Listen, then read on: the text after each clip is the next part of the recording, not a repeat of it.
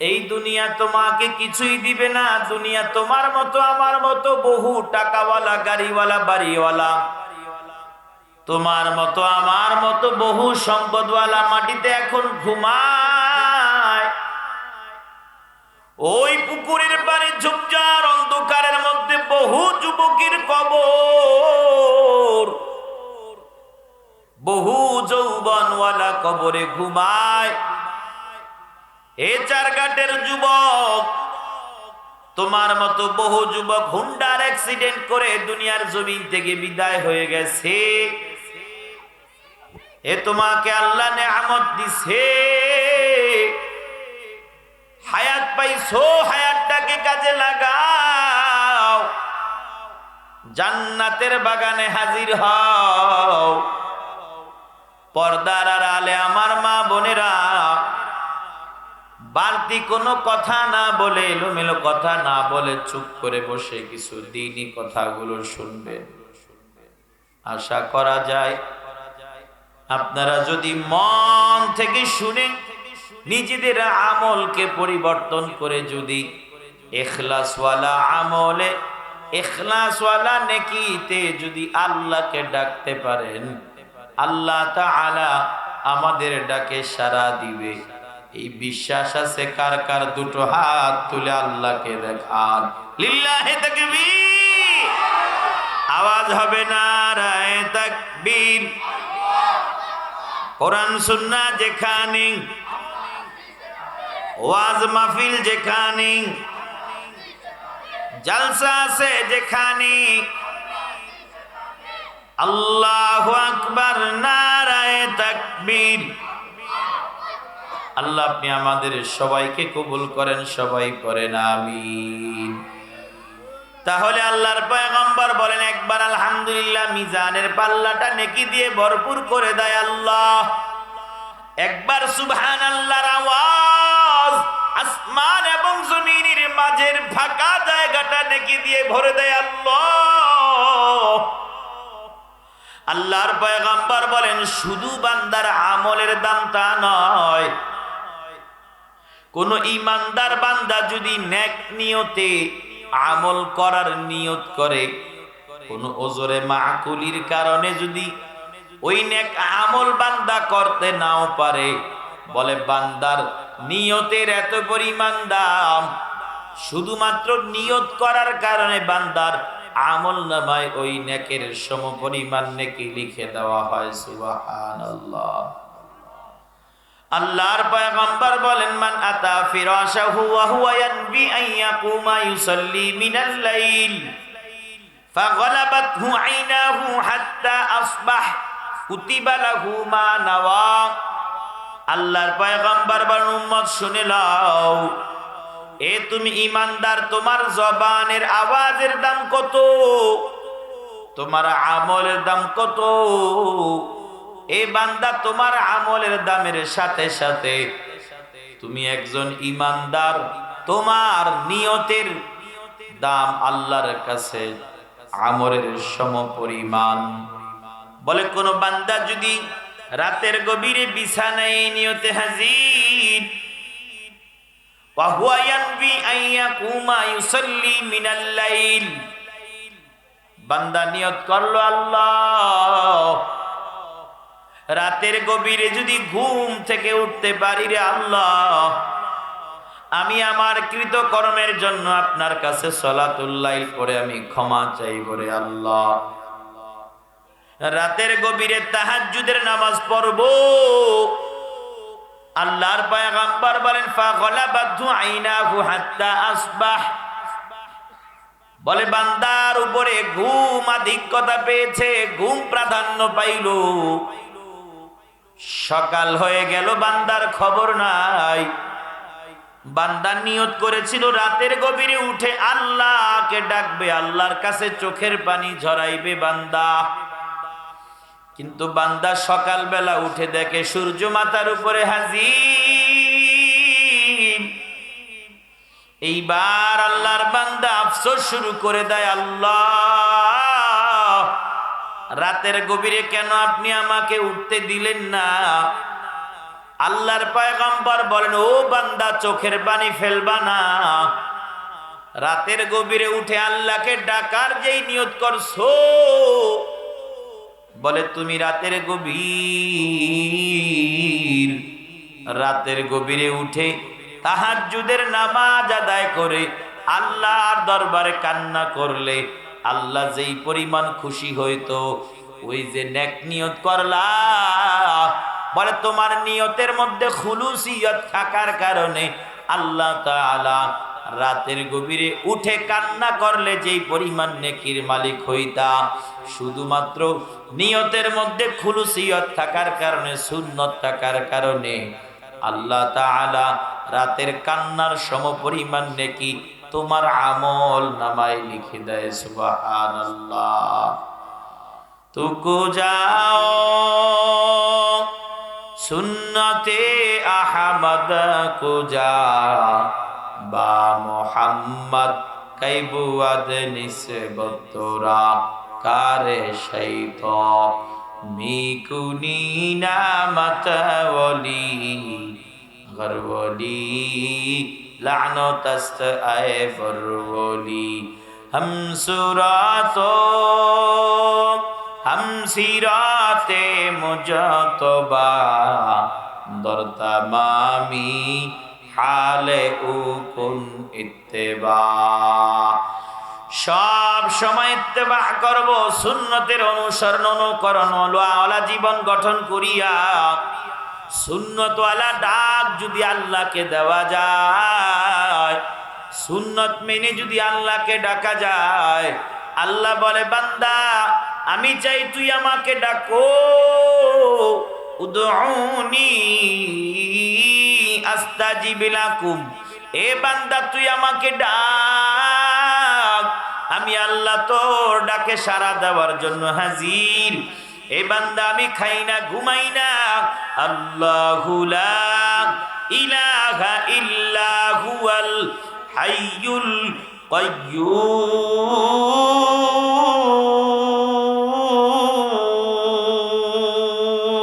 কাইয়্যুম। এ বান্দা আমি আল্লাহর ঘুম নাই, নিদ্রা নাই, আমি আল্লাহর ঘুম নিদ্রা তো দূরের কথা, আমি আল্লাহর তন্দ্রাও নাই, আমি আল্লাহ খাই না ঘুমাই না।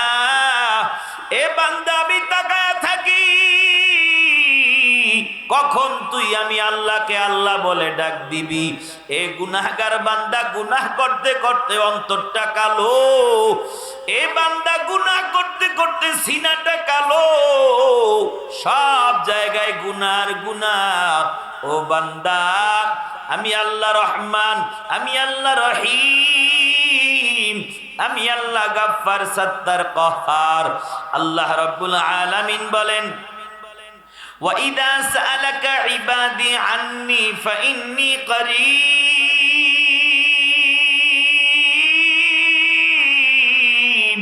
আল্লাহর পয়গম্বরকে বলেন, ও পয়গম্বর, আমার বান্দারা যখন জিজ্ঞাসা করে আমি আল্লাহ কোথায়, আপনি বলেন এ বান্দা আল্লাহ তোমার এত কাছে, বলে তোমার গোটা দেহের মধ্যে তোমার সব চাইতে শিরা উপশিরা যা আছে আল্লাহ তাআলা তোমার তার চাইতেও কাছে। সুবহানাল্লাহ। তাহলে আল্লাহ আমাদের কাছে ডাক চায়। সন্তানকে বাবা লালন পালন করে, মা সন্তানকে লালন পালন করে, কিন্তু যখন সন্তান 1 বছর 1.5 বছর বয়সে যখন ছোট ছোট করে মা মা করে ডাক দেয়, বলে মায়ের দিলটা এত খুশি, মা সবাইকে ডাক দেয়, বলে দেখো আমার সন্তান আজ আমাকে মা বলে ডাক দেয়। বলো এই সন্তানের মায়ের ডাকের মধ্যে এত মজা, বাবা বাবা বলে যখন ডাক দেয়, বাবা বলে আরেকবার আব্বু বলে ডাক দাও, আবার ডাক দেয়, বলে আরেকবার আব্বু বলে ডাক দাও, আরেকবার বাবা বলে ডাকো, সন্তান আরেকবার ডাক দেয় বাবা, আরেকবার ডাক দাও, সন্তান ডাক দেয় বাবা। জিজ্ঞাসা করা হয় বাবা ডাক শোনার পরেও কেন বারবার ডাকতে বলেন? বাবা চোখের পানি ফেলে বলে, এলাকার মানুষ শুনে লও, আমার সন্তান যখন আমাকে আব্বু বলে ডাক দেয়, বাবা বলে ডাক দেয়, আমার কলিজার মধ্যে কেমন যেন একটা শান্তি শান্তি লাগে, যেই শান্তি টাকা দিয়ে কিনা যায় না, যেই শান্তি বাজারে বিক্রি হয় না, যেই শান্তি হাটে বাজারে পাওয়া যায় না। আমার সন্তানের ডাকের মধ্যে এত মজা লাগে রে। এ আল্লাহর বান্দার আল্লাহ বলে, ও বান্দা শোনো, এ তোর সন্তান তোকে আব্বু বলে ডাক দিলে বড় মজা। এ মা, তোমার সন্তান তোমাকে আম্মু বলে, মা বলে ডাক দিলে বড় মজা। বলে তুমি তো জানো না, এ তোর মা তোকে বানায় নাই, তোর মা তোকে হাত দেয় নাই, পা দেয় নাই। ও আল্লাহর বান্দারা, তোর মা তোকে জিহ্বা দেয় নাই। যেই জবান দিয়ে তোর মাকে ডাক দাও, বাবাকে ডাক দাও, এই জবান তোর মা দেয় নাই, তোর বাবা দেয় নাই। এই জবান দিয়েছি আমি আল্লাহ। এ বান্দা সকাল থেকে সন্ধ্যা, সন্ধ্যা থেকে সকাল আমি আল্লাহ রহমতের দিকে তাকাইয়া থাকি, তোর জবানের দিকে তাকাইয়া থাকি। কখন তুই আমি আল্লাহকে আল্লাহ বলে একটা ডাক দিবি, আর আমি আল্লাহ তোর জিন্দিগির সমস্ত গুনাহগুলোকে ক্ষমা করে দিব। মুসলমান, এ কলিজার টুকরা যুবক ভাই, ও পর্দার আড়ালের মা বোনেরা, এই জন্য সময় পাইলি আল্লাহকে ডাকতে আমরা রাজি আছি। কারা কারা দুটো হাত তুলে আল্লাহকে দেখাইয়া দাও। লিল্লাহি তাকবীর। আওয়াজ হবে নারায়ে তাকবীর। এমন একটা আওয়াজ দিবেন, রাস্তাঘাটে যারা দাঁড়িয়ে আছে, বাসা বাড়িতে এখনো যারা বসে আছে, তারা যেন অতি দ্রুত ময়দানে চলে আসে। লিল্লাহি তাকবীর, নারায়ে তাকবীর। এ চারঘাটের যুবক, আজ তুমি আড্ডাখানায় দৌড়াও, বন্ধুদের সাথে আড্ডাখানায় দৌড়াও, তাকাইয়া দেখো আজ তুমি মাহফিলে আসো না, উলামায়ে কেরামের ডাকে সাড়াও দাও না। অথচ তাকাইয়া দেখো স্পেনের জমিনের ইতিহাসের ঘটনা হলো 850 বছর। 850 বছর পর্যন্ত মুসলমানরা রাজত্ব করলো স্পেন। শুধুমাত্র আমলের দুর্বলতা থাকার কারণে, আমল নষ্ট থাকার কারণে, এক মুসলমান আরেক মুসলমানের সাথে কিলাকিলি করার কারণে, এক মুসলমান আরেক মুসলমানের সাথে ষড়যন্ত্র করার কারণে, এক মুসলমান অন্য মুসলমানের এগিয়ে যাওয়াটা সহ্য করতে না পারার কারণে ওই 850 বছরের স্পেনের উপর আল্লাহর পক্ষ থেকে বড় পরীক্ষা। আজ তাকাইয়া দেখো এ কলেজ ইউনিভার্সিটির যুবক ভাইরা, ও আমার মাদ্রাসার কলিজার টুকরা ছাত্র ভাইরা, ওই আরাকানের জমিন থেকে, ওই মায়ানমারের জমিন থেকে, আরাকানের জমিন থেকে আমার বাংলার জমিনে যারা এসেছে 10 লক্ষ, 12 লক্ষ বা 14 লক্ষ, আমরা তোমরা যাদেরকে রোহিঙ্গা রোহিঙ্গা বলে ডাক দেই, ওদেরও ঘর আছে, ওদেরও বাড়ি আছে, ওদেরও ভিটা মাটি সব হাজির, ওদেরও ঘর আছে, ওদেরও বাড়ি আছে, ওদেরও সংসার হাজির। ওরা কারো ঘর দখল করে নাই, ওরা কাউকে আঘাত করে নাই, শুধুমাত্র এক আল্লাহকে মানার কারণে, ধর্মের ভিন্নতা থাকার কারণে আমার কলিজার টুকরা মুসলমানদের ঘর বাড়িতে আগুন জ্বালাইয়া দিছে। বেঈমান করেন না, নাউজুবিল্লাহ। শুধু ঘর বাড়িতে আগুন জ্বালায় নাই, মা বোনদের ইজ্জত নষ্ট, সন্তানের সামনে বাবাকে ধর্ষণ করে, বাবার সামনে সন্তানকে ধর্ষণ, যুবকদেরকে গলা কেটে হত্যা, লাশের গন্ধে মায়ানমারে হাঁটা যায় না, চলা যায় না। ওই ফিলিস্তিনের জমিনে লক্ষ্য করে দেখো, লাশের গন্ধে রাস্তায় হাঁটা যায় না। ওই সুদানের জমিনের খবর কি তোমরা চারঘাটের মুসলমান রাখো না? এ যুবক, অনলাইনে খালি ফ্রি ফায়ার খেললে হবে না, অনলাইনে শুধু জুয়ার আড্ডাখানায় ঘুরলে হবে না, অনলাইনে ঘোরো, মাঝে মাঝে ফিলিস্তিনের খবর, সুদানের খবর, আরাকানের খবর দেখে দেখে, মুসলমানদের রক্ত দেখে দেখে প্রতিশোধ নেওয়ার নিয়ত করার দরকার আছে না নাই? কথা বলেন, আছে না নাই? ওই সুদানের জমিনে মুসলমানদের রক্ত স্যাটেলাইট থেকে দেখা যায়। বেঈমানের আঘাতে মুসলমানদের রক্ত,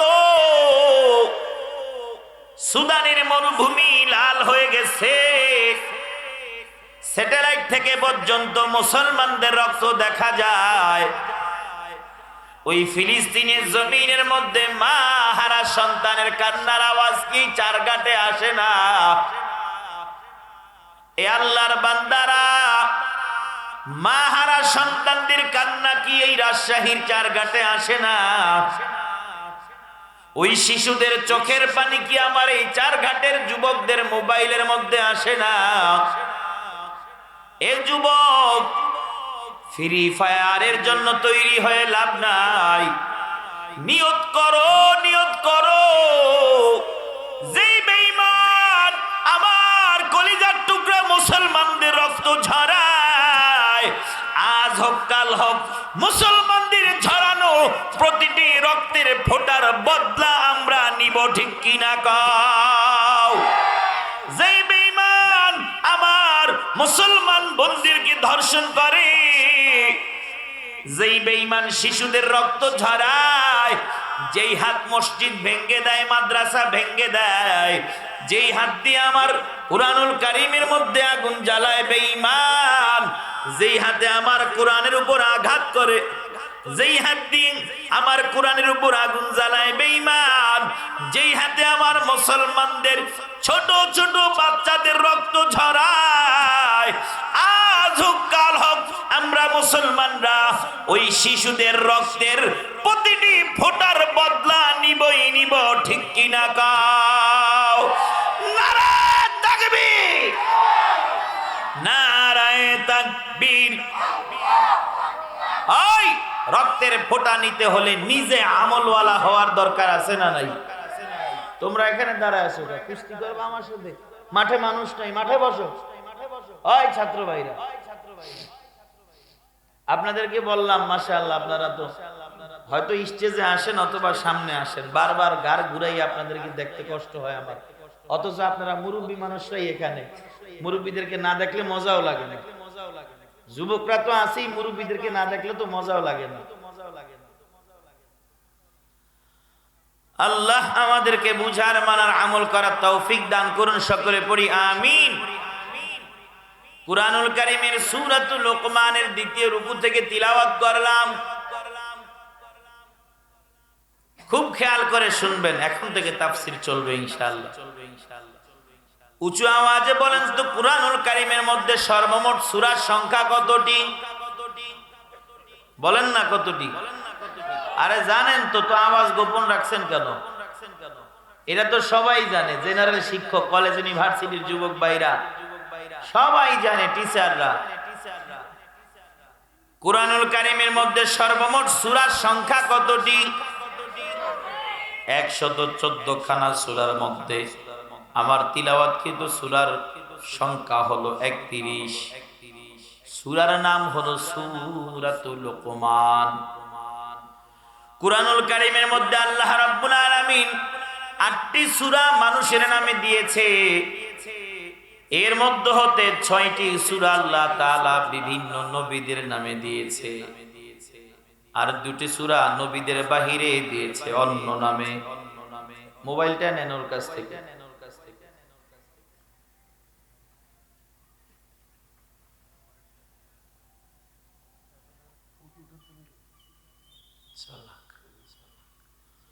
তাহলে নবীদের বাহিরে 2টো সূরা দিয়েছে 2 জনের নামে, যারা নবীও না। কিন্তু তার আল্লাহর এমন মাকবুল বান্দা একজন হলো হযরতে মারিয়াম আলাইহাস সালাম, যাকে আল্লাহ তাআলা নিদর্শন হিসেবে স্বামী ছাড়া সরাসরি গর্ভপাত করে আল্লাহর হুকুমে হযরতে ঈসা আলাইহিস সালামকে জমিনে পাঠিয়েছেন।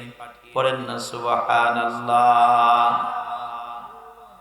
আল্লাহর এমন নেক বান্দি মারিয়াম, ওই মারিয়াম আলাইহাস সালামের নামে একটি সূরা, যার নাম সূরাতু মারিয়াম। আরেকটি সূরা নবীদের বাহিরে, তা হলো পুরুষের নামে, সে সূরাটির নাম হলো সূরাতু লুকমান।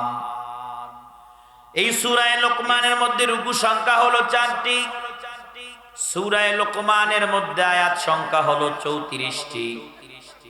দ্বিতীয় রুকু থেকে আমি আপনাদের সম্মুখে তিলাওয়াত করলাম।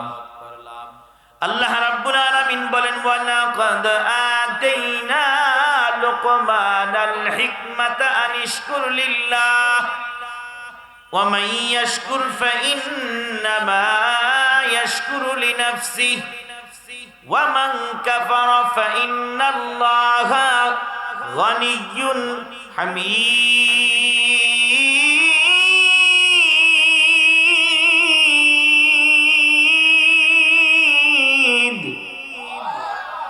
আল্লাহ রাব্বুল আলামিন বলেন, আর আমি লোকমানকে হিকমত দান করেছি। হিকমত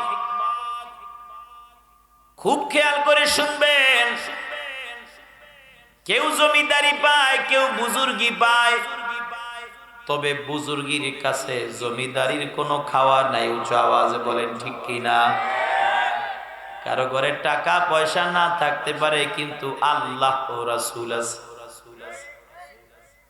আবার কারো ঘরে টাকা টাকা কারি কারি টাকা, স্বর্ণালঙ্কার, কিন্তু বান্দার মধ্যে সুন্নত নাই, তার বিবির মধ্যে সুন্নত নাই, সন্তানদের মধ্যে সুন্নত নাই, কুরআনুল কারীমের তিলাওয়াত নাই। উচ্চ আওয়াজে বলেন তো, এক ঘরে টাকা টাকা টাকা, আরেক ঘরে খোদা ও রাসূল। আমার কাছে আল্লাহর কাছে ওই খোদাওয়ালা ঘর, রাসূলওয়ালা ঘর দামি, ঠিক কিনা? হযরতে লোকমান আলাইহিস সালাম, তাকে আল্লাহ তাআলা হিকমত দান করছে। হিকমত আল্লাহ সবাইকে দেয় না, সবাই হিকমতের মালিক হয় না। বলে আল্লাহ কেন হিকমত দিছে? এরপরে আল্লাহ বলেন আনিশকুরু লিল্লাহ, বলে আমি লোকমানকে হিকমত দিছি। লোকমান, আমি আল্লাহর শুকরিয়া আদায় করার জন্য আমি আল্লাহ হিকমত দান করছি। দেখবেন এই চার ঘাটের অনেক রিকশাওয়ালা হতে পারে যার পোশাকটা অত ভালো নয়, অথবা মুদি দোকানদার, অথবা সাধারণ কোন মুসলমান যাকে এলাকার অনেকেই চিনে না বা সম্মান করে না, পোশাকটা অতটা ভালো নয়, চলাটা অত সুন্দর নয়, পোশাকটা দুর্বল, চলাটাও দুর্বল, বলে শরীরের মধ্যে অতটা পরিষ্কার পরিচ্ছন্নতা নাই, সেন্টের গ্রাম নাই, সুরবি নাই। বলে কিন্তু আল্লাহর বান্দার একটা অভ্যাস আছে, আল্লাহর ঘর মসজিদে আজান হয়ে গেলে আল্লাহর বান্দার কোথাও দাঁড়ায় থাকে না, আল্লাহর ঘর মসজিদে হাজির হয়ে যায়। পড়েন সুবহানাল্লাহ। বলে এই বান্দা শত শত কোটি কোটি মিলিয়নিয়ারের চাইতেও বড় আল্লাহর কাছে দামি। হযরতে লোকমানকে আল্লাহ তাআলা হিকমত দিয়ে বলে, ও লোকমান, আমি আল্লাহর শুকরিয়া আদায় করো। আল্লাহর শুকরিয়া আদায় করতে বলে হযরতে লোকমানকে বলে, আমি হিকমত দিছি আমি আল্লাহর শুকরিয়া আদায় করার জন্য। হযরতে লোকমান আলাইহিস সালামের ব্যাপারে মুফাসসিরগণ লেখেন, তাফসীর গ্রন্থের মধ্যে পাওয়া যায় যে হযরতে লোকমানের শরীরটা একেবারেই মোটা সোটা ছিল, দেখতে অনেক অসুন্দর ছিল, কালো কুচরি ছিল। খুব তাফসীরের কথাগুলো খেয়াল করে শুনবেন, সামনের কথাগুলো আপনাদের কাছে পরিষ্কার হয়ে যাবে। বলে হযরতে লোকমান একেবারেই কালো ছিল, কালো, ইথিওপীয় গোত্রের বংশোদ্ভূত ছিল হযরতে লোকমান। আজ থেকে প্রায় 3000 বছরের আগেরও বেশির কথা। 3100 বছর। বলে আমার নবী বিদায় হইছে 1500 বছর, আর হযরতে লোকমানের ঘটনা হলো প্রায় 3100 বছর আগের কথা। বলে রাসূলের বিদায়েরও এত বছর আগের কথা আল্লাহ তাআলা রাসূলকে দিয়ে এই কোরআনের মধ্যে লিপিবদ্ধ করাইছেন কেন? বলে হযরতে লোকমান আল্লাহর পক্ষ থেকে হিকমত পাইয়া এত মধুর মধুর কথাগুলো মানুষকে শোনায়, ছেলে মেয়েকে শোনায়, সন্তানকে নসিহত করে। বলে আল্লাহর কাছে ওই নসিহতগুলো এতটাই গ্রহণযোগ্য বা পছন্দ হয়, কিয়ামত পর্যন্ত আল্লাহ এই নসিহতগুলোকে সংরক্ষণ করে রাখার জন্য আল্লাহর পয়গম্বরকে দিয়া কুরআনুল কারীমের মধ্যে উল্লেখ করে দেয়। পড়েন সুবহানাল্লাহ। এতটাই সুন্দর কথাগুলো, সেই সুন্দর কথাগুলো কোরআন থেকে আমরা শুনতে রাজি আছি তো ইনশাআল্লাহ। আল্লাহ আমাদেরকে তৌফিক দান করুন, পড়ি আমিন। তাহলে হযরতে লোকমান একেবারেই মোটা ছিল, কালো। আরো পাওয়া যায় বলে এতটাই অসুন্দর ছিল, তার পায়ের গোড়ালিগুলো ফাটা ফাটা ছিল, তার ঠোঁটগুলো ফাটা ফাটা ছিল। বলে পায়ের গোড়ালিগুলো ফাটা ফাটা, ঠোঁটগুলো ফাটা ফাটা। এই যুবক ভাই, ওই কই যাও? আমি বারবার তোমাদের দিকে তাকাইতেছি, কত সুন্দর দেখা যায় তোমাদেরকে, তোমরা কই যাও? আমি তো কয়েকবার তাকাইলাম তোমাদের দিকে, দুইজন বসছো মাশাআল্লাহ। আর আমার রাইখা চইলা যাই, মাঠের মধ্যে বিশাল মাঠ, লোক কম হলে শীত বেশি লাগবে তো। বসো মাশাআল্লাহ, আমি দেখছি তোমরা বসছো, খুব সুন্দর লাগে। তাহলে হযরতে লোকমানের পায়ের গোড়ালিগুলো ফাটা ফাটা, ঠোঁটগুলো ফাটা ফাটা। কোন কোন মুফাসসির বলেন কাঠমিস্ত্রির কাজ করে হযরতে লোকমান, তথ্যগুলো মনে রাখবেন। আবার কোন কোন মুফাসসির বলেন না না, হযরতে লোকমান দর্জি ছিল, মানুষের জামা কাপড় সেলাই করত, কেটে কেটে সেলাই করে দিত। অধিকাংশ মুফাসসির বলেন না, হযরতে লোকমান রাখাল ছিলেন, মেষপালক ছিলেন, তিনি গোলাম ছিলেন না, তার একজন মনিব ছিল। পড়েন সুবহানাল্লাহ।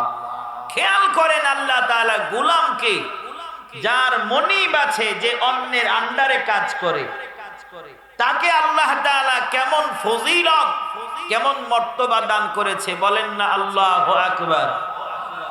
এই জন্যই তো আমরা বলি এ বক্তার অহংকারী করার কিছু নাই। আমি আমাকে বলি অহংকারী করার কিছু নাই, আত্মগৌরব আমিত্ব দেখানোর কিছু নাই। এলাকার মধ্যে সবচাইতে বড় হুজুর এটা পরিচয় যথেষ্ট নয়।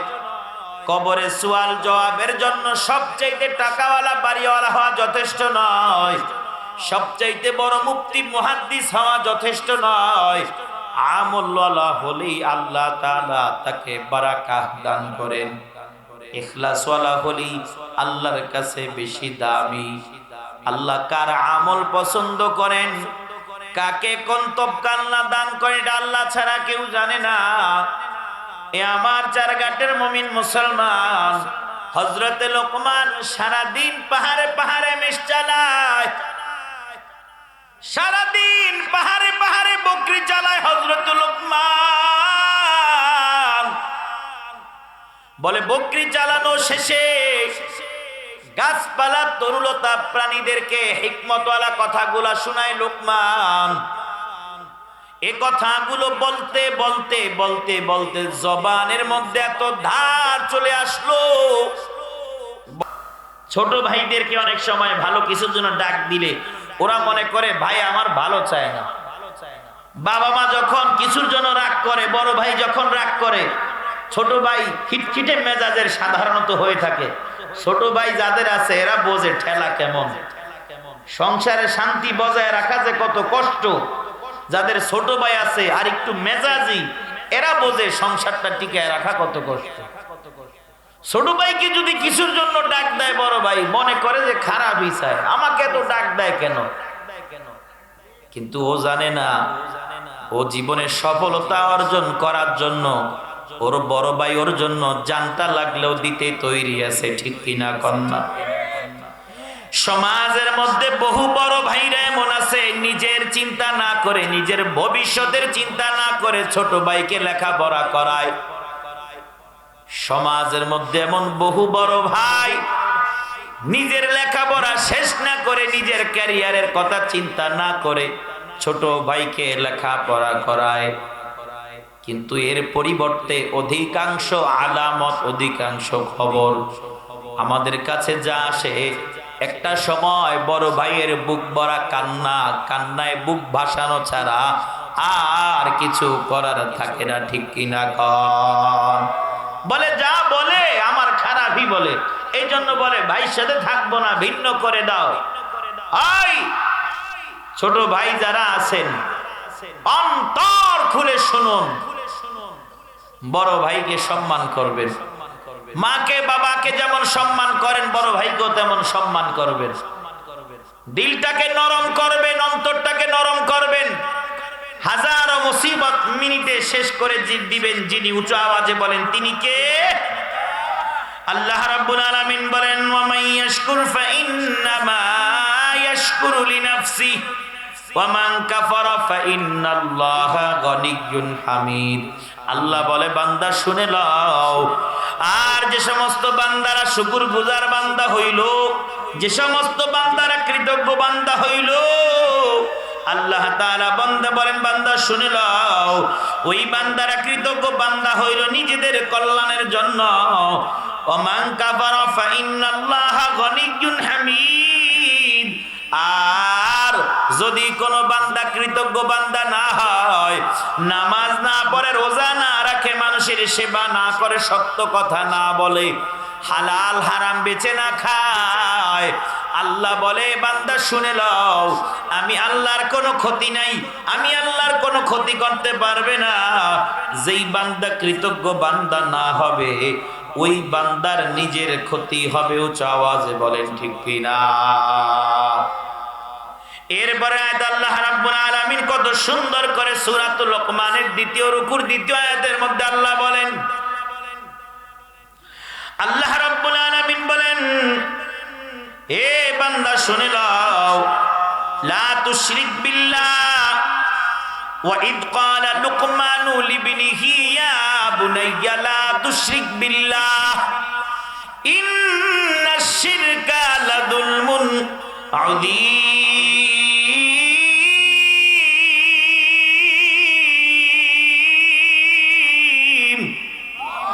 আল্লাহ রাব্বুল আলামিন বলেন এ সন্তান, হযরতে লোকমানকে বলেন, লোকমান আলাইহিস সালাম বলে ইয়া বুনাইয়া, আর যখন লোকমান তার সন্তানকে বলে ও সন্তান, লা তুশরিক বিল্লাহ, বলে আল্লাহর সাথে কাউকে শিরিক করবা না।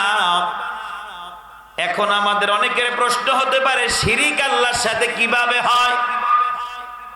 এই চারকাট এলাকায় যাদের বাড়ি ঘর 2 তলা 3 তলা বাড়ি, এদের মধ্যে অনেক মুরব্বীরা দোকানের কাছে বসে বসে দেখবেন গল্প করে, যদি 5 তলা বাড়িটা না থাকতো না খাইয়া মারা যাইতাম, জমিতে ধান বা চাষাবাদ না থাকলে না খাইয়া মারা যাইতাম। নাউজুবিল্লাহ বলেন না। এই যাদের সন্তান বিদেশ আছে বলে বন্ধুর সাথে গল্প করে সংসার কিভাবে চলে জানো? সন্তান বিদেশ থেকে টাকা পাঠায়, সেই টাকায় সংসার চলে। সন্তানটা যদি বিদেশ না থাকতো বলে আমার পিঠের চামড়াও থাকতো না, না খাইয়া মারা যাইতাম। পরের না নাউজুবিল্লাহ। এই যে শিরক কিভাবে করে মানুষ, উঁচু আওয়াজে বলেন তো এ আমার চারঘাটের মুসলমান, উঁচু আওয়াজে বলেন রিজিকের মালিক কে? আরেকটু আওয়াজে বলেন না রিজিকের মালিক কে? হায়াতের মালিক কে? মাউতের মালিক কে? এই জমিনের মালিক কে? এই জমিনে আইন চলবে কার? আল্লাহর আইন চলবে তো? যাক আলহামদুলিল্লাহ। তাহলে আল্লাহ রাব্বুল আলামিন বলেন এ বান্দা শিরক করবা না। শিরক, রিজিকের মালিক আল্লাহ। এই যে আপনি বললেন সন্তানটা বিদেশ থাকার কারণে আপনি খেয়ে আছেন, না হলে না খেয়ে থাকতেন। অনেক মানুষের সন্তান তো বিদেশ নাই, অনেকের বাড়ি নাই, গাড়ি নাই, অনেকের পাঁচতলা ভবন নাই, জমিতে ধান নাই, চাল নাই, আটা নাই, গম নাই। উঁচু আওয়াজে বলেন তো, তাদেরকে খাওয়ায় যিনি, উঁচু আওয়াজে বলেন তিনি কে? তাহলে আপনি যে বললেন সন্তান বিদেশ না থাকলে না খাইয়া মারা যাইতাম, জমিতে ধান চাষ না করলে না খাইয়া মারা যাইতাম, চারঘাট শহরে দোকান না থাকলে, ব্যবসা না থাকলে না খাইয়া মারা যাইতাম, এই কথাগুলোকে কোরআনের ভাষায় শিরক বলা হয়। আল্লাহ তাআলা আমাদের সবাইকে শিরক থেকে বেঁচে থাকার তৌফিক দান করুন, সকলে পড়ি আমিন। ইয়া বুনাইয়া লা তুশরিক বিল্লাহ ইন্নাশ শিরকা লাযুলমুন আযীম। বলে বান্দা শিরক করবা না, শিরক করবা না। বলে কেন? বলে আল্লাহর কাছে সবচাইতে বড় গুনাহ হলো শিরকের গুনাহ, সবচাইতে শক্ত গুনাহ হলো শিরকের গুনাহ। আল্লাহ তাআলা অন্য আয়াতে বলেন ইন্নাল্লাহা,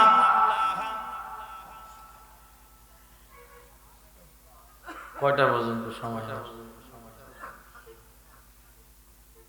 10টা পর্যন্ত। সময় কয়টা পর্যন্ত? 10টা। তাহলে দ্বিতীয় নসিহত হলো শিরক করা যাবে না। এরপরে হযরত লুকমানের মাধ্যমে আল্লাহ রাব্বুল আলামিন বলেন ওয়া ওয়াসাইনাল ইনসানা বিওয়ালিদাইহি হামালাতহু উম্মুহু ওয়াহানান আলা ওয়াহানিন ওয়া ফিসালুহু ফি আমাইন আনিশকুরলি ওয়া লিওয়ালিদাইক ইলাইয়াল মাসীর।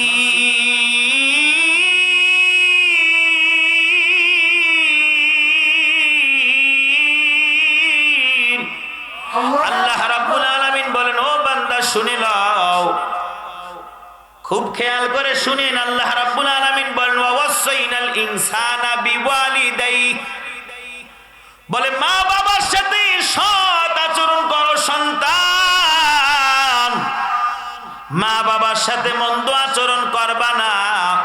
বলে কেন? বলে আমি মানুষকে মা বাবার সাথে সৎ আচরণ করার নির্দেশ দিয়েছি। আল্লাহ তাআলা বলেন হামালাতহু উম্মুহু ওয়াহনান আলা ওয়াহান, বলে তোমার মা তোমাকে কষ্টের পরে কষ্ট, যন্ত্রণার পরে যন্ত্রণা সহ্য করে গর্ভে ধারণ করছে। বলে কত কষ্ট কত যন্ত্রণা সহ্য করছে মা। বলে যে মা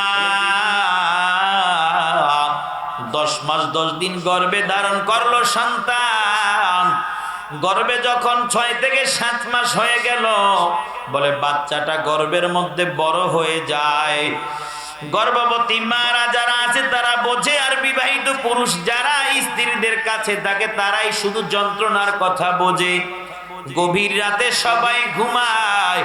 এই চার ঘাটের যুবক ভাইরা, বৃদ্ধ বাবারা যারা মা হারাইছেন, বাবা হারাইছেন, আল্লাহ তাআলা মা বাবাকে কতটা গুরুত্ব দিয়েছেন একটু খেয়াল করে শুনুন। আল্লাহ রাব্বুল আলামিন বলেন ওয়া কাদা রাব্বুকা আল্লা তা'বুদু ইল্লা ইয়্যাহ ওয়া বিল ওয়ালিদাইনি ইহসানা ইম্মা ইয়াবলুগান্না ইনদাকাল কিবারা আহাদুহুমা আও কিলাহুমা ফালা তাকুল লাহুমা উফফিন ওয়া লা তানহারহুমা ওয়া কুল লাহুমা কাওলান কারীমা। আল্লাহ বলে বান্দা শুনে নাও, আমি ওয়াজিব করে দিলাম 1 নম্বরে আমি আল্লাহর ইবাদত করো। আমি আল্লাহর ইবাদত ছাড়া অন্য কারো ইবাদত করতে পারবা না। বলে কেন? বলে আমি আল্লাহ তোমাকে বানাইলাম আমি আল্লাহর ইবাদত করার জন্য। ওয়া মা খালাকতুল জিন্না ওয়াল ইনসা ইল্লা লিয়াবুদুন। আল্লাহ বলে আমি আল্লাহ তোমাদেরকে বানাইলাম আমি আল্লাহর ইবাদত করার জন্য। 1 নাম্বার আমি আল্লাহর ইবাদত করো। এরপরে জমিনে সব চাইতে আপন হলো তোমার মা আর তোমার বাবা। বলে তুমি তোমার মা বাবার খিদমত করো, খিদমত। আল্লাহ রাব্বুল আলামিন সূরাতুল লুকমানের 2য় রুকুর মধ্যে বলেন ওয়া ওয়াসাইনাল ইনসানা বিওয়ালিদাইহি, বলে সন্তান মা বাবার সাথে সৎ আচরণ করো, মন্দ আচরণ করবা না। এ আল্লাহর বান্দারা বলে সমাজে বহু মা এখনো সনাতন ধর্মে হাজির, আর সন্তান কালিমার আওয়াজ দিয়া মুসলমান হয়ে গেছে। আপনাদের পাশে ঠাকুরগাঁও এলাকার আব্দুর রহমান জামি ঠাকুরগাঁও নামে আমার এক বন্ধু আছে। ও বক্তা হইছে মুসলমান ধর্ম, ইসলাম ধর্ম গ্রহণ করিয়া মাদ্রাসায় লেখাপড়া করে এখন মুসলমান হইয়া আলেম হইয়া সারা দেশ ঘুরে ঘুরে মানুষকে বয়ান করে বুঝায়।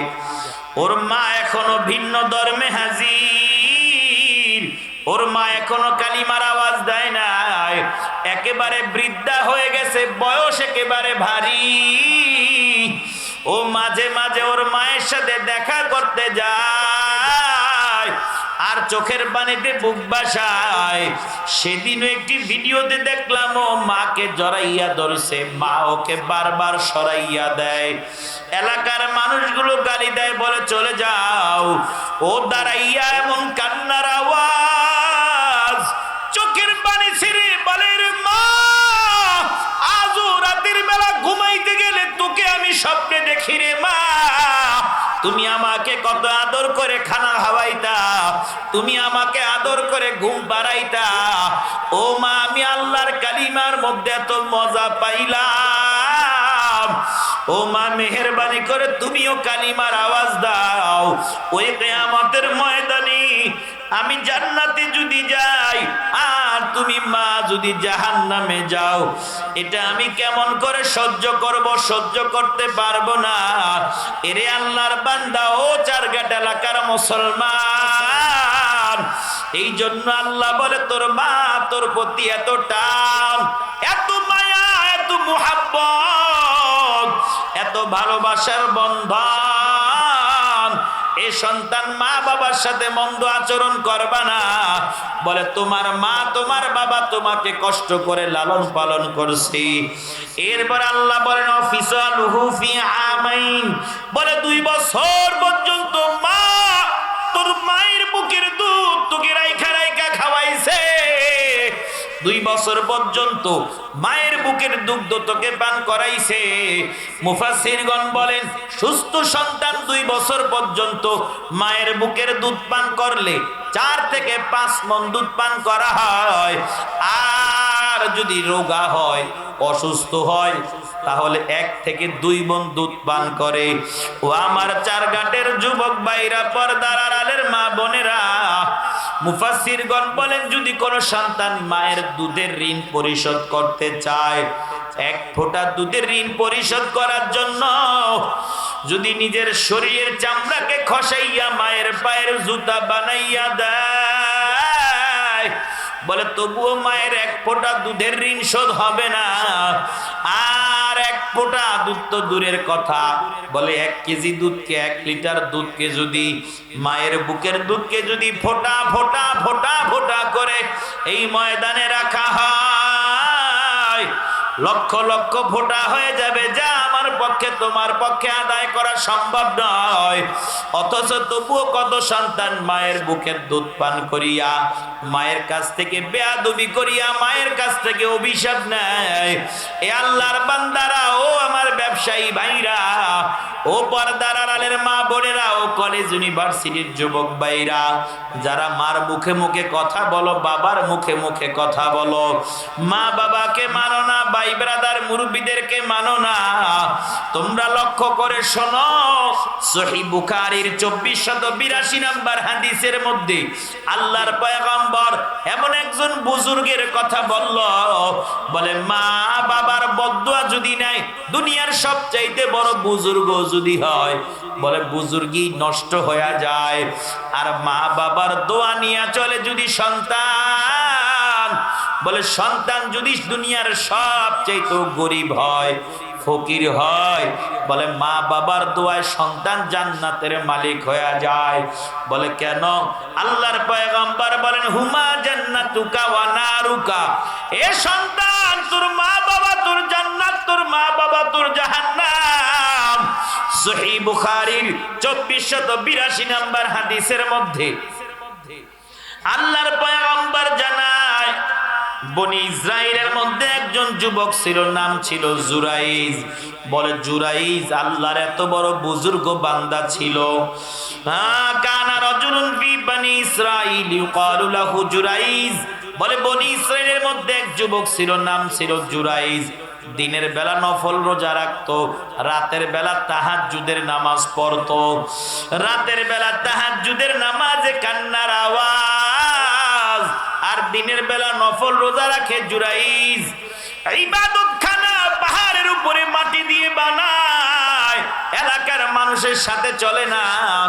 ওই দূরে যাইয়া পাহাড়ি এলাকায় ইবাদতখানা বানাইয়া সেখানে গোপনে গোপনে ইবাদত করে জুরাইজ। বলে বহুদিন হয়ে গেছে জুরাইজ তার মাকে দেখে না, জুরাইজের মাও জুরাইজকে দেখে না। হায় হায়, জুরাইজের মা জুরাইজকে দেখার জন্য পাগল। হে আপনারা যারা লেখাপড়া করার জন্য বা কর্মর জন্য ঢাকা, চট্টগ্রাম, অন্যান্য চাপাইতে বা রাজশাহীতে অন্যান্য জায়গায় থাকেন, প্রবাস জীবনে থাকেন, দেখবেন কিছুদিন গেলেই মা বারবার মোবাইলে বলে কবে আসবি, আর আমি তোর চেহারাটা কবে দেখব। এ সন্তান তুই কবে আসবি আর কবে দরওয়াজায় দাঁড়াইয়া আমাকে মা বলে একটা ডাক দিবি। এ তোর মা ডাকের মধ্যে এত মজা,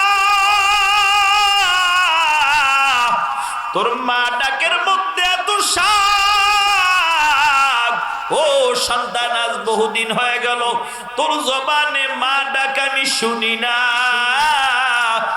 জুরাইজের মা জুরাইজের দরওয়াজায় হাজির, ডেকে বলে ইয়া জুরাইজু আলকিনি, ও জুরাইজ আমার সাথে দেখা করো, আমি মা তোমাকে দেখতে বড় মন চায়। জুরাইজ নফল নামাজ পড়তেছে। এবার জুরাইজ বলে উসাল্লি আও উজিবু, বলে আমি জবাব দিব নাকি আমি নামাজ চালিয়ে যাব। মা দরওয়াজা থেকে অপেক্ষা করে বিদায় হয়। অন্য হাদিসে আছে একবার দুইবার নয়, তিনবার মা দরওয়াজায় আসে। আবার এসে বলে ও জুরাইজ আমার তোমাকে দেখতে মন চায়, মায়ের সাথে দেখা করো।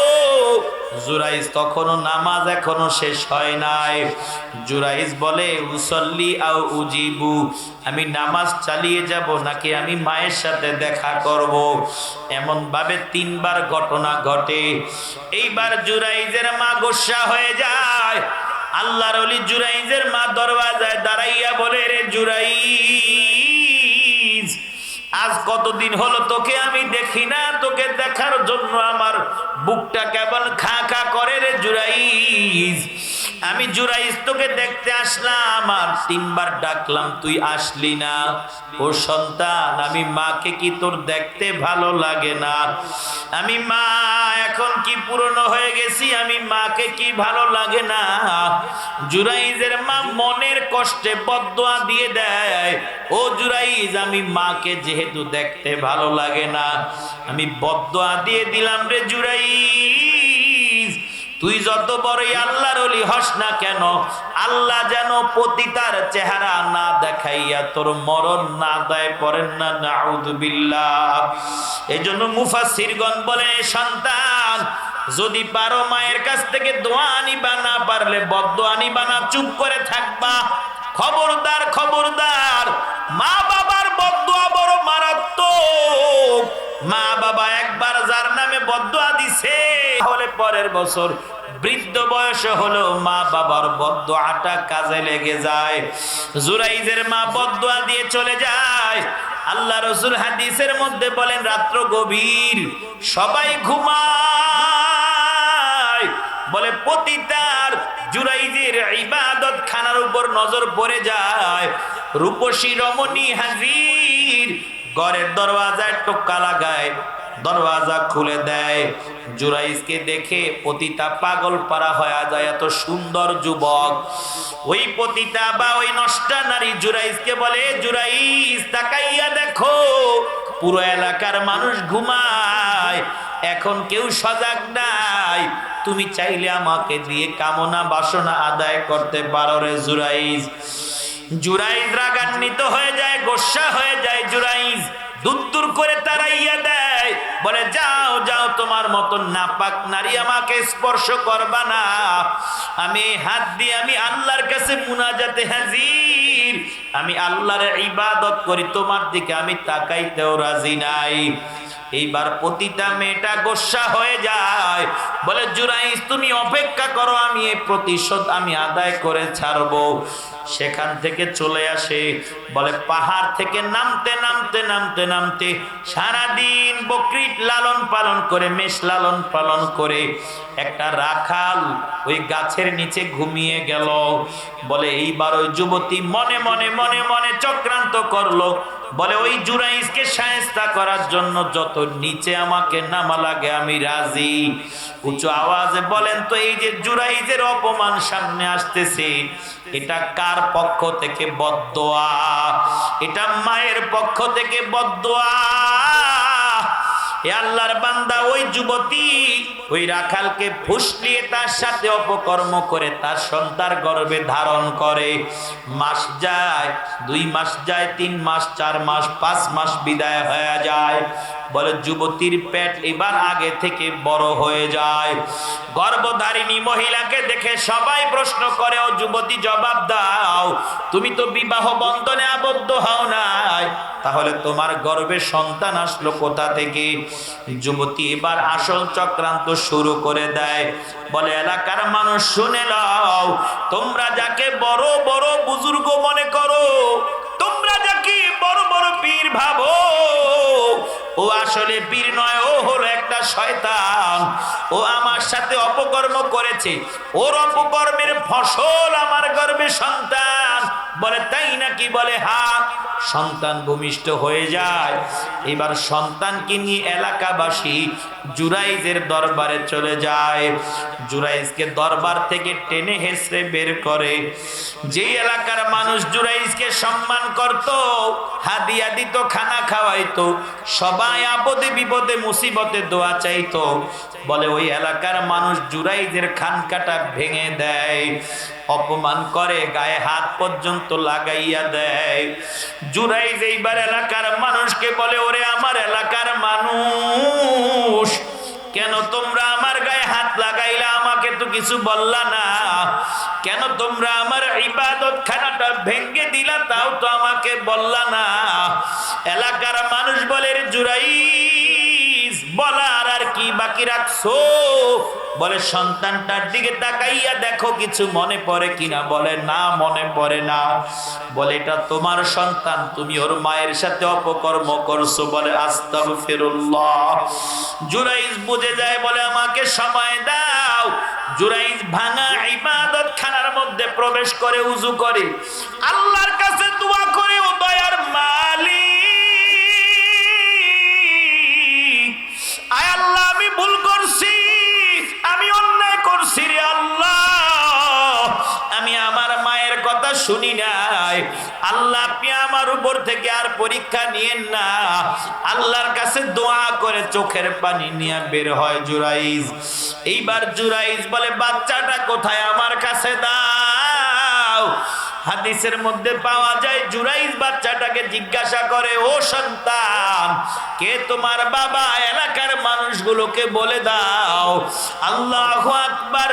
ওই ছোট দুধের বাচ্চাটা নিজের বাবার নাম বলে দেয়, আবি আর রাই। বলে জুরাইজ আমার বাবা নয়। এলাকার মানুষ, জুরাইজকে আর মাইরো না। আল্লাহু আকবার। আর আওয়াজে বলেন আল্লাহু আকবার। শিশু বাচ্চা জবাব দেয়, হে এলাকার মানুষ, জুরাইজকে আর আঘাত করো না, মেরো না। জুরাইজ আমার বাবা নয়। বলে কে তোমার বাবা? বলে আমার বাবা হইল ওই রাখাল, ওই রাখাল আমার পিতা হয়। জুরাইজকে এলাকার মানুষ সমবেদনা জানায়, হে জুরাইজ ক্ষমা করে দাও। বলে ক্ষমা করব অবশ্যই। বলে এলাকার মানুষ বলে, জুরাইজ তোমার ইবাদত খানাটা আমরা ভেঙে দিলাম, তুমি যদি অনুমতি দাও রূপার ইট আর স্বর্ণের ইট দিয়ে তোমার ইবাদত খানাটা আবার বানাইতে চাই। এবার জুরাই জবাব দেয়, শোনো গো, এই যে আমার উপর মুসিবত আসলো, এটা দুনিয়ার কোনো মুসিবত নয়, ওই যে আমি আমার মায়ের বদদুয়া নিছি এটা সেই জন্য মুসিবত। রূপার ইট দরকার নাই, স্বর্ণের ইট দরকার নাই, আবার মাটি দিয়ে আমার ইবাদত খানা বানাইয়া দাও। এই জন্য চারঘাটের মুসলমান, যত বড়ই ব্যবসায়ী হও না কেন, যত বাহাদুর হও না কেন, যত বড় দামি টাকার মালিক, গাড়ির মালিক, বাড়ির মালিক হও না কেন, খবরদার খবরদার, মার মনে আঘাত দিবা না, বাবার মনে আঘাত দিবা না, উলামায়ে কেরামের মনে আঘাত দিবা না, মাদ্রাসা মসজিদের বিরুদ্ধে ষড়যন্ত্র করা যাবে না, দেশের বিরুদ্ধে ষড়যন্ত্র করা যাবে না, অন্যের ক্ষতি কল্পনা করা যাবে না। বলে এমন একটা ভালো দিল যদি হয়, বান্দা আল্লাহর কাছে যা দোয়া করবে আল্লাহ তাআলা তা দিয়া দিবে। বলে অনেকের এই ময়দানে মা নাই, বাবা নাই, এতিম, এরা চাইলেও মায়ের সাথে ভালো ব্যবহার করতে পারবে না। এরা কবরের কাছে দাঁড়াইয়া মাঝে মাঝে দোয়া করে, আল্লাহ আমার মার জিন্দেগির গুনাহগুলো ক্ষমা করে দাও। এ ভাইরা আমার, একটু দেখতে চাই তো এই ময়দানে মা হারা, বাবা হারা কারা কারা আছেন, হাতগুলো তুইলা একটু দেখান দেখি তো, কার মা নাই, বাবা নাই, কে এতিম। আয় আল্লাহ, কতজনের মা নাই, বাবা নাই, কতজন এতিম। ও আল্লাহ, এরা মাদ্রাসাকে মোহাব্বত করে, মসজিদকে মোহাব্বত করে, এরা আলেম উলামাকে মোহাব্বত করে রে আল্লাহ, এদের মা বাবার কবরে আপনি শান্তির ব্যবস্থা করে দেন, সকলে পড়েন আমিন। মাদ্রাসাকে মোহাব্বত করতে হাফেজে কোরআনদের মাথায় আজকে পাগড়ি দিবে ইনশাআল্লাহ। এই হাফেজে কোরআনদের মোহাব্বতে মা নাই যার, বাবা নাই যার, আমি অল্প কয়েকজন মানুষের কাছে, আমি মুসাফির, আপনাদের বাসা হলো চারঘাট রাজশাহী বিভাগে, আর আমার বাড়ি হলো বরিশাল বিভাগে ভোলা জেলায়। সেখান থেকে সফর করে করে আল্লাহ তাআলা এখানে এনেছে। এত লম্বা সফর শুধুমাত্র দিনের জন্য আল্লাহ করার তৌফিক দান করেছে। এই যে আপনারা জুড়ে মিলে বসেছেন, পর্দার আড়ালে মা বোনেরা জুড়ে মিলে বসেছে, আলহামদুলিল্লাহ, দেখে আমার মনটা ভরে গেল। আমি জানি আপনারা মাদ্রাসাকে মোহাব্বত করেন, আপনারা মসজিদকে মোহাব্বত করেন। আজ আপনাদের সম্মুখে হাফেজদের মাথায় পাগড়ি প্রদান করা হইবে। খবর নিলাম হুজুর, মাদ্রাসা এতিম আছে কিনা? বলে হ্যাঁ এতিম আছে হুজুর, যার মা নাই বাপ নাই এমন এতিম আছে। আহারে, কত মানুষের মা নাই, বাবা নাই, লক্ষ লক্ষ টাকার মালিক, ঘরের মধ্যে প্রতিবেশী আত্মীয় স্বজন সবাই খায়, আর পুরুষ এক কোনায় গিয়ে কান্না করে। বলে তুমি কান্না করো কেন? তোমার ঘরে এত মেহমান খায়, তুমি কান্না করো কেন? বলে আমি আমার ঘরে এতগুলো মানুষ খায়, কিন্তু আমার মাকে দেখি না, আমার বাবাকে দেখি না, আমার দাদাকে দেখি না, আমার নানা নানিকে দেখি না, আমার আত্মীয় স্বজন রক্তের যারা তারা বিদায় হয়ে গেছে। এই জন্য যদি কোনো মুসলমান ইমানদার মা বাবার নামে মাদ্রাসার এতিমখানায় কিছু দেয়, গরিব দুঃখী রাস্তার ফকিরকে এক লোকমা খানা খাওয়ায়, সাথে সাথে এটা আল্লাহ তাআলা কবরে মা বাবার আমলনামায় পৌঁছাইয়া দেয়। বলেন আল্লাহু আকবার। এই জন্যই ময়দানে যারা আছেন বিসমিল্লাহির রহমানির রহিম বলে অল্প সময়ের জন্য আপনাদের কাছে একটু আহ্বান করব, মাদ্রাসার মোহাব্বতে, এতিমখানার মোহাব্বতে, হাফেজে কোরআনদের মোহাব্বতে আপনারা যখন রাতের ৩টার সময় ঘুমান, এই মাদ্রাসার হাফেজে কোরআন ছাত্ররা রাতের ৩টার সময় উঠে তাহাজ্জুদের নামাজ পড়ে আপনার মা বাবার জন্য কান্না করে, এলাকার শান্তির জন্য কান্না করে, এলাকার সকল মিল মোহাব্বতের জন্য কান্না করে।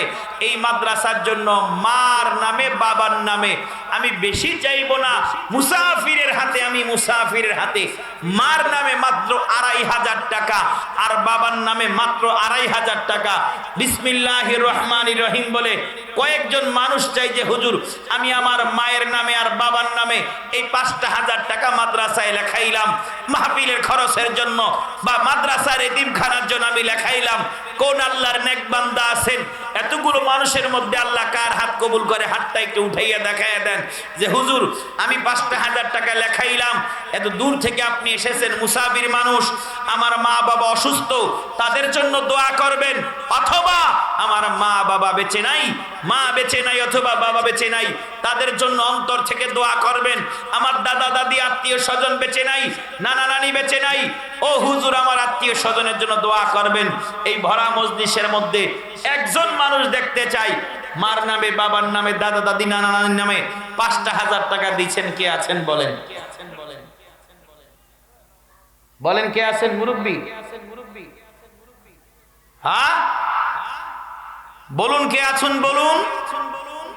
এই ভরা মজলিসের ভিতরে মায়ের নামে, বাবার নামে, দাদা দাদি আত্মীয় স্বজনের নামে মাত্র 5,000 টাকা চাইছে। চারঘাট এলাকায় 5,000 টাকাও কি পাওয়া যাবে না?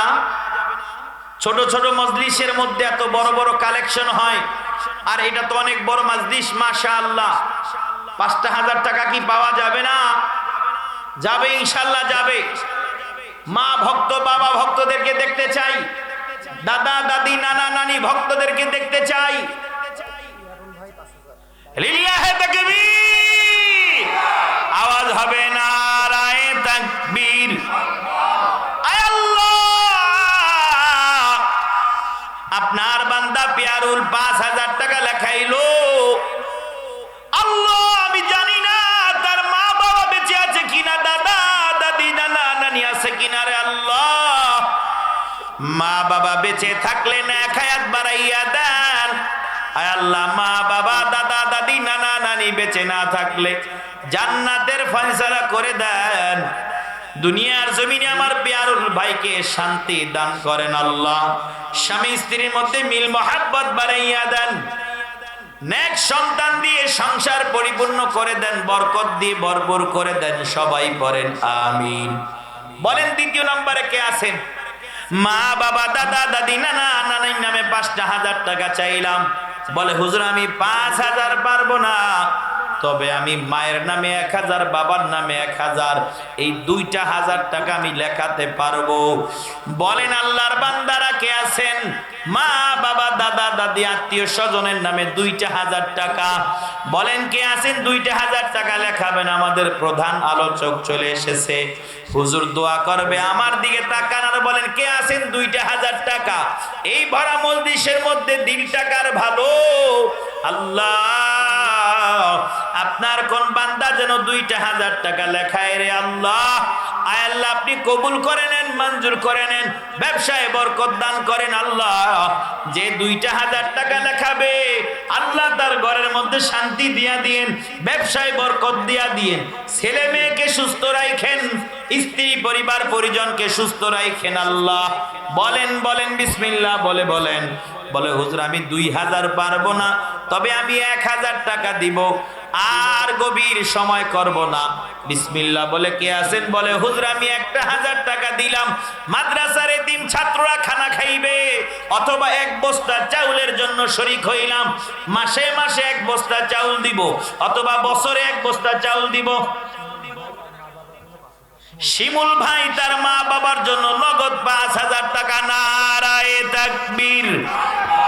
আল্লাহ কবুল করো, মঞ্জুর করো গো আল্লাহ। তোমার বান্দা 5,000 টাকা দিছে তিনখানার জন্য। আয় আল্লাহ, আল্লাহ গো, আল্লাহ গো, শিমুল ভাইয়ের সংসারে শান্তি দান করো, শান্তি দান করো। আয় আল্লাহ, মাদ্রাসার এতিমখানার জন্য যারা দান করে এদের ঘরটাকে শান্তি দিয়ে ভরপুর করে দাও। এ ভাই বলেন হুজুর চলে আসছে, এখন লম্বা বয়ান হবে, ফজিলতওয়ালা বয়ান হবে। পিয়ারুল ভাই 1,000 টাকা। নারায়ে তাকবীর। ও আল্লাহ, আল্লাহ আমার পিয়ারুল ভাইয়ের দানগুলোকে কবুল করে নাও, মঞ্জুর করে নাও।